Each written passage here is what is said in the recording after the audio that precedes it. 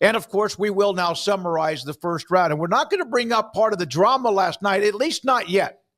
Let's get to what happened last night. Paul and Craig with me, Garrett Ross, Emery Winter, and Andrew Valade. Here are a couple of nuggets about last night. One, the SEC and the Big Ten, not unexpectedly, had 26 of the 32 first-round picks, and that would have been maybe 25 or 26 before realignment with some of the incoming schools adding to that mix. Also, that's the most the SEC's had in the first round since, of course, they became a single conference. That was previously done back in 2020 for them. So they had 15. They've had 15 before, 11 in the Big Ten, the most they've had in the first round of any single draft. Yeah, well, I mean, like you can take 3 off.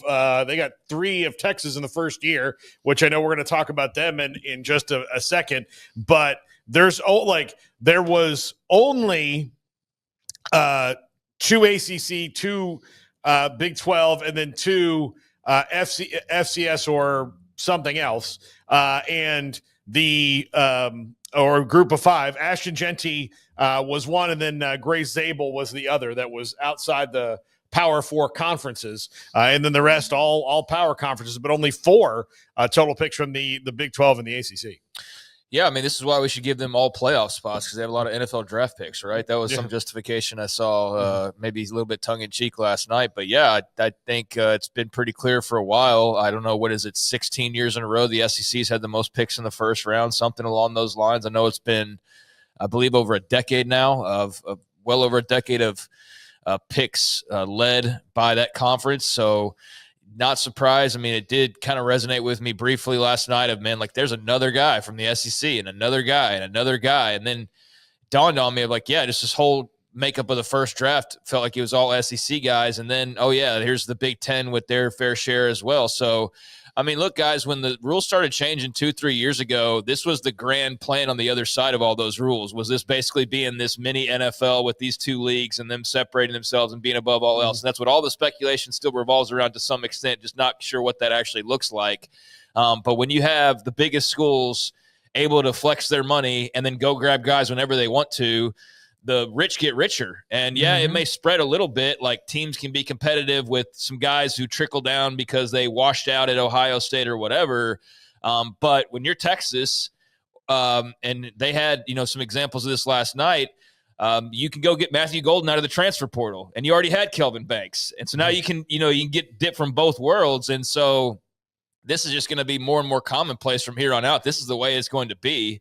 And I'm just curious if we ever get to a year where it hits like 30 between those two. I mean, really, truly. It wasn't far off last night. I mean, like, again, look, okay, if in a different world, Travis Hunter gets poached by an SEC team, right? If Deion wasn't the coach, probably would have happened. And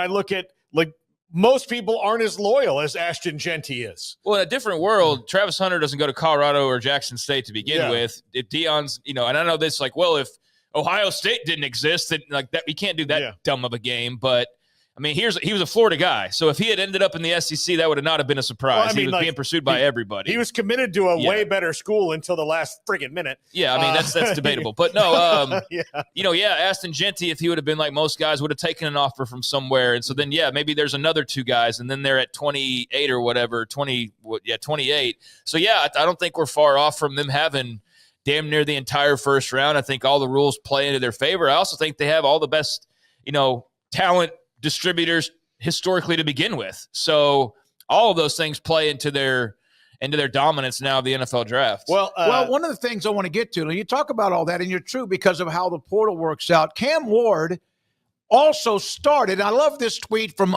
Incarnate Word. We had him first when Eric Morris was the head coach. Remember that story at West Columbia High School? So you had Travis Hunter, Cam Ward, 1 and 2 that weren't a part of the power conferences, as you guys kind of alluded to. But Cam Ward also was a part of Washington State before he moved on to do what he did at Miami. And Hunter, yes, Jackson State. And on top of that, the North Dakota State offensive tackle, he was out of it. So 3 of the non-FBS, in a way, originally started, and one, the tackle from North Dakota State, ended at an FCS. And should I like Omarion Hampton at North Carolina? Like that one's a little bit different. I don't think he would like North Carolina's, not that they have resources. He was probably always going to stay there, but like Teteroa McMillan at Arizona, like you have several guys in the first round who were uncharacteristically loyal in the modern era. Well, because there were guys they were definitely tampered with at times. 26 of the 32 players drafted last night were not in the portal at any time. 26.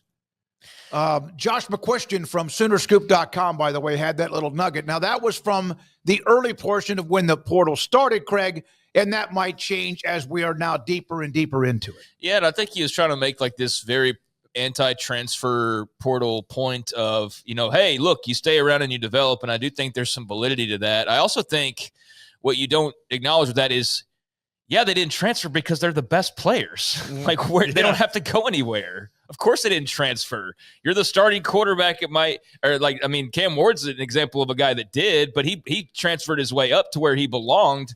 I mean, clearly a guy who started off an incarnate word and becomes the number one NFL draft pick didn't start off where he probably should have initially, but hey, it worked out in the end for him. And, that's an amazing story, but he's an outlier because he transferred multiple times and ends up being the number one pick. So that kind of, shoots into that narrative a little bit when the top guy is a two-time transfer. But to Josh's point, yeah, a lot of those guys did not transfer. I think there is something to be said for development. I also think it's what I said at the very beginning. Those are all the best players. Mm-hmm. They were the starting linebacker at Georgia. Where are they going? You're the starting left tackle at Texas. Where are you going? I mean, very rarely are you going to see those guys pick up and leave if it's not a guy who's going up a level. And occasionally it happens. Like we've seen a movement from, Caleb Downs, for example, like in Alabama to Ohio State. So we've seen. You spent hours selecting your patio sofa. Choosing that grill would have taken weeks. Probably your car needed way more time. For sure, you would have spent months mulling over that pool of yours. Protecting your prized possessions needs no time, though. Just visit coversandall.com, create a custom size per your requirements, pick a fabric, and personalize your cover. And leave the rest to us. Premium protection for all that you love.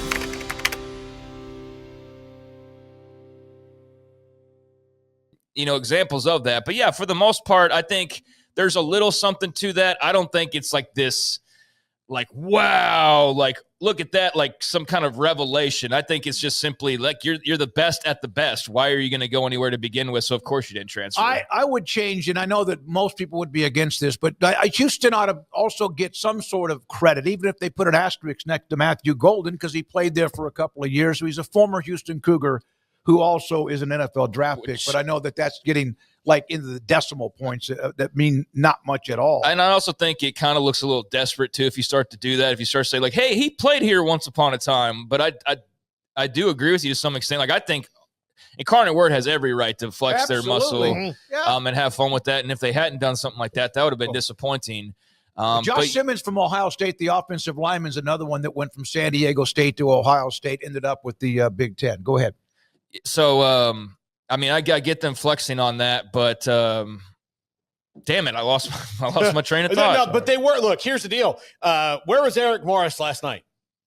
I don't. He was sitting right next to Cam Ward on the couch in Green Bay. Yeah. So it's not like Cam Ward forgot where he came from and who went and found him. So this is what I was bothered by when this all began, the transfer portal. I said this, I remember saying this on this show, of one of the things I didn't like about it is that when the NFL draft rolls around, you're going to see these schools get credit for having the guy for the last year when he was at the other place for 3 or 4 years. Yeah. And that's an unfortunate side effect, but that's also why you have record-breaking SEC or Big Ten classes, and you have record-breaking number of NFL draft picks from, most of the top 10 programs all time, because it's all trickling upward in terms of the best players, the NFL talents. And so that's going to become more commonplace. But yeah, Matthew Golden, who should have been a Houston draft pick, maybe he isn't if he had stayed at Houston, though. Like, that's the thing.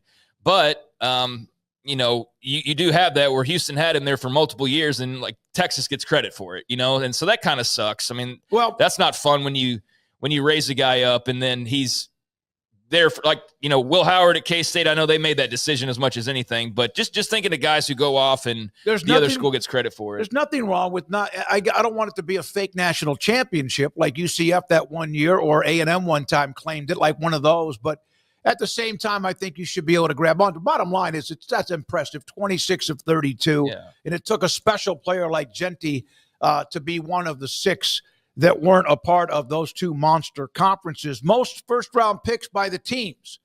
At the top, Ohio State. Here's exactly what, Craig, you're talking about. Michigan, Georgia, Texas. I mean, these are the ultimate of logos, except maybe Ole Miss at the bottom, but they had 2. So Ohio State, Michigan, Georgia, Texas.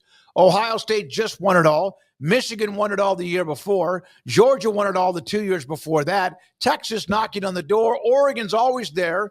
And then, of course, Penn State, semifinals. Alabama with their great run that they've had at Ole Miss also with 2. Yeah, so where are these guys transferring from?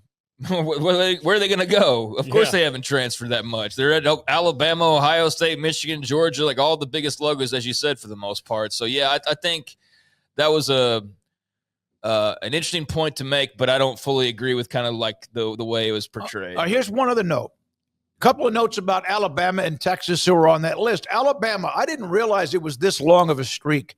With 2 players being selected in the first round, they now have had at least 1 first-round pick in each of the last 17 years and 49, almost 3 per year on average during that 17-year stretch. Yes, Saban had an incredible run, but that is still hard to imagine. I don't know who would be number 2 on that list. As far as most consecutive years, whether it's an old USC run or maybe it's Oklahoma or maybe Ohio State or even schools that have dropped off the map. But that is incredible. And on top of that, UT. I knew that it had been a while. Remember, they had a struggle of first-round picks. They had 3 players for the first time since 1980. 80 with Lamb Jones, Johnny Johnson, and also Derek Hatchett. That was the last time 35 years ago the Horns had 3 players, which is hard to do, but 3 players in the first round. Yeah, I mean, it is like in 2005, they didn't have 3. Yeah. Think about that. Like that team was loaded. Or any of the teams from that 2009, like they didn't have 3 in that. That one really surprised me because if you had told me that either one of the last 2 teams that won the national championship and the one that lost to Alabama had less than 3 picks in the first round, I'd have been like, no, those teams were stacked. But the part of the thing is that one of the reasons they won in 2005 is they had draft picks in pretty much every round, and not everybody had that. But yeah, that was super surprising to me. And by the way, Craig, before you go on with that, there are others, of course, who have had monster runs as far as most first round picks. Ohio State, I believe, has the most in the mid-80s as far as overall first-round picks. Yeah, so I wouldn't have bet on that if I had been asked, you think Texas has had 3 or more first-round picks in the last 20 years? I would have just assumed so, yeah. But seeing that, I mean, there's Matthew Golden. He's an example of one of those transfers, although to Texas's benefit. But, yeah, I would have thought that had happened previously, at least a couple of occasions. So, hey, you make the national championship tournament and the game 2 years in a row. I think you should. You've gotten a lot of great transfers in. You've recruited a bunch of 4 and 5 stars on your own, and you've homegrown them like Kelvin Banks for the last several years. Yeah, I mean, you should be having draft classes that are historic, and they're enjoying themselves right now. I mean, Oklahoma was noticeably absent last night. It's another thing that you start to add up the check marks on Brent Venables' tenure, and you go, what's not, gelling right now? And it was noticeable to me as a fan that there was no first-round pick. Wasn't even a hint of a first-round pick last night for Oklahoma when they had been just, year after year putting those guys out for the most part. So Texas is now in that mode where they're just churning out NFL players, and I'd have to imagine they've got more in the league now than they've ever had before. And it's probably a pretty significant number. So, yeah, Sark's doing a great job with the talent, and they're benefiting from the current environment as much as anybody. All right, so of some of the nuggets. Also, one other note about Ohio State. With Egbuka being drafted, the Ohio State team, the 2001 Buckeyes, have now 5 first-round picks in the last 4 years with Wilson, Olave, Smith and Jigba, Harrison, and Egbuka. They're all 5, and that doesn't include what they'll have here soon with Jeremiah Smith. That's 5 what? 5 first-round picks in the wide receiver. Wide receivers picks. is the key, yeah. I'm sorry. In the last 4 years, we always knew that what Hartline has been unbelievable at recruiting and wide receivers, and now there's just another year, another first-round pick from the Buckeyes from that same team in 2021. Yeah, that wide receiver is in need of clarification there because they've had a lot of first-round picks, but the wide receiver recruitment, they've been getting credit for that for a while now, and they've done an incredible job in terms of producing talent at that position, and Brian Hartline deserves all the credit that he already gets for it,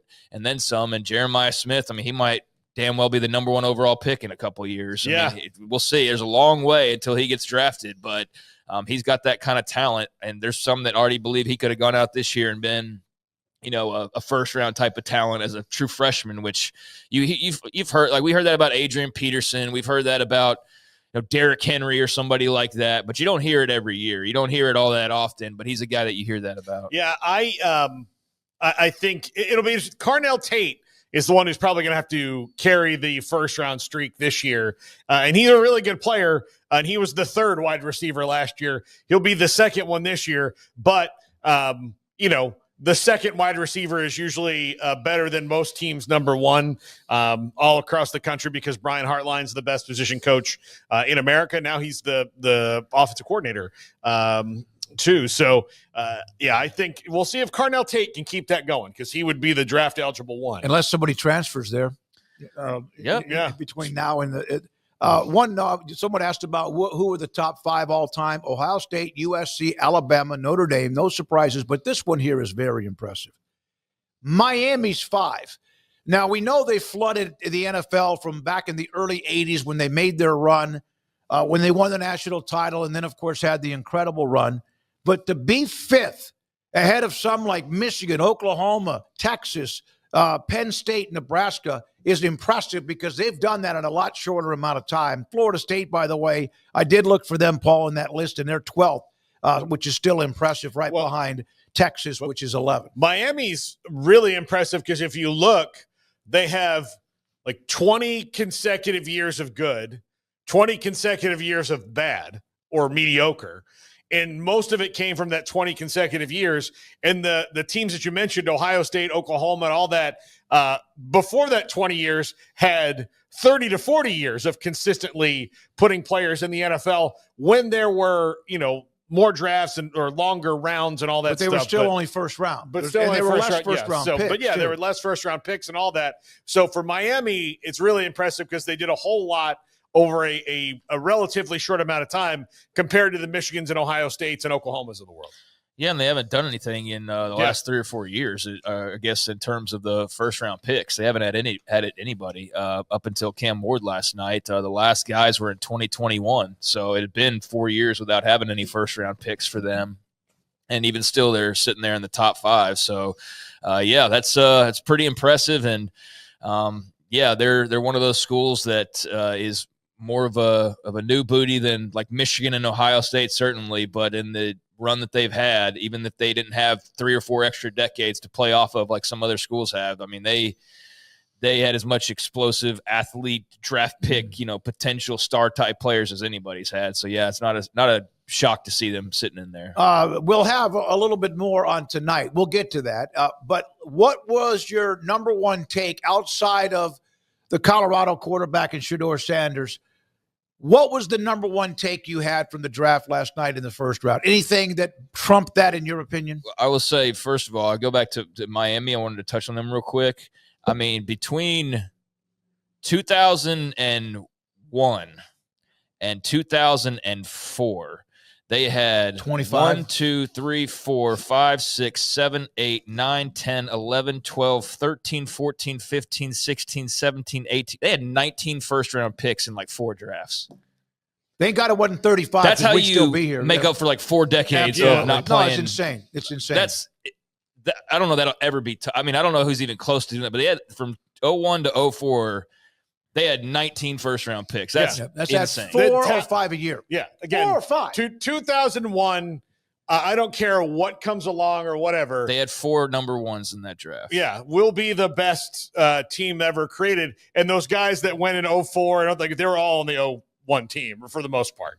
Well, yeah, if you were a freshman on that 01 team, you watched as your senior class had 4 first-rounders. Your sophomore, or I guess your second year there, you saw them have 5 first-rounders. Your junior year, you saw them have 4 first-rounders. And then you and your senior buddies came together for another 5 first-rounders. Yeah. So it was unbelievable. Ohio State, Georgia, the most in one first round with 5.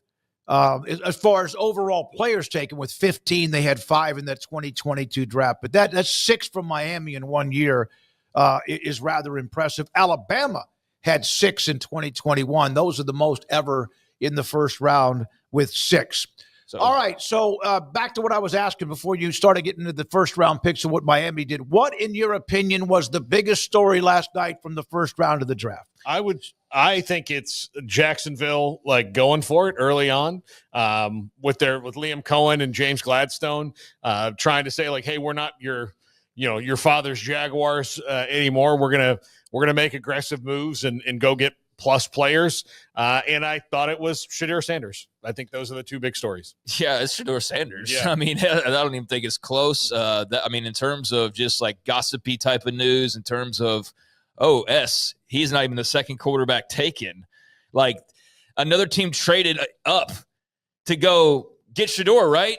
No, it's to get Jackson freaking Dart is who is to get. So, between the home setup that we talked about right before we left the show yesterday, I left the show yesterday. If you had told me he wasn't going to get drafted at all, I would have said, BS, I'll put up 100 right now. He's getting drafted. He may not get drafted top 5 or top 10, but he's going to get drafted at some point. For him to go completely undrafted, well, that means, for one, all of those rumors may not have been true in the buildup, but a lot of those rumors about his attitude and just how he kind of came across, clearly there was something to that. There's a lot of smoke in pre-draft run-ups, but there's also some fire. And so clearly there was some fire going on with Shedeur and the way teams viewed him, because they all passed. Some of them passed twice. So, and then one of them jumped in, like I said, to maybe get him, and then said, haha, just kidding, it's Jackson Dart. So that to me is by far the biggest just whoa from yesterday. But yeah, Travis Hunter, the Jaguars being aggressive and jumping up to get him, I thought was an interesting move by the Khan family, but one that makes a lot of sense, and gave up a lot, but I can see where they were coming from with that. So yeah, I think Travis Hunter will be a big star in Duval, and hopefully they can right that ship. But they'll definitely sell a lot of jerseys in the immediate part. I'm just curious, how they use him. But yeah, Colorado was kind of the story of the draft last night with those 2 big stories. So there's a couple of things that I found very interesting. One, the Baltimore Ravens continue just to crush this. Oh, yeah. The Pittsburgh Steelers used to do. Yeah. Yep. By not doing anything. But they sat there and they're we already have a secondary that has Marlon Humphrey, Nate Wiggins, and Kyle Hamilton in it. Hey, Malachi Starks is there. He's been the best safety in the country for 3 years. He started as a freshman for Kirby freaking Smart. I bet he can probably play here in Baltimore. Let's go get him. And so they draft Malachi Starks, who's a fantastic player.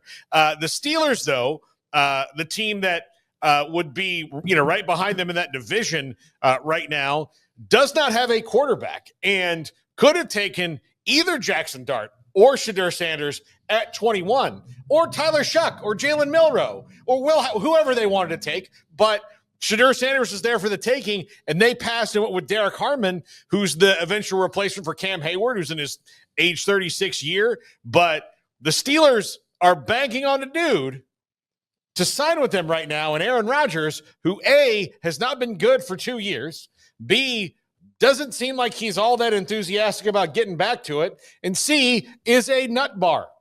So that is a very un-Steelers thing to do, to roll the dice in this fashion, and they don't have a pick until much later, and they're not a team that classically trades up, and to trade up to get Shedeur or Tyler Shuck or any of the other quarterbacks that might go in the second round, they're going to have to be pretty aggressive. And I do think Shedeur will go off in the first 5 to 7 picks tonight. You know what of I a want? quarterback. Maybe. And if he does, Yeah. then give him some time. Give him, because one of the complaints, and you saw this, and I usually turn the sound down a little bit. I really do, because you can get so much almost information that makes your brain freeze. But and I'm not going to like follow the same narrative that I saw throughout the night, but I did see a lot of people who were saying, hey, by the way, other people are being drafted. Aaron Rodgers, remember the drama when he fell to 24 back when he was coming out of Cal, and there's always that. But Cam Ward is such a great story. The number 1 overall pick, who was a 0-star out of high school and all this other stuff. It is like his name's called. They don't even interview him up on the big stage. Then next thing you know, off to the side they do. But to do this pick after pick, yes, it's a story, but it almost, in my opinion, took away from the 32 guys that were being picked.